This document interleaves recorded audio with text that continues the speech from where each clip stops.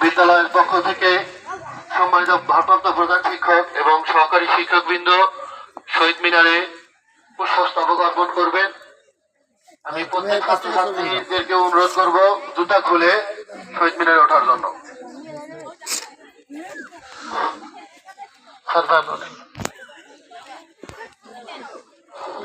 তোমরা দুই দিকে দাঁড়াও, এই সাইড করে দাঁড়াও, মেয়েরা এদিকে দাঁড়াও।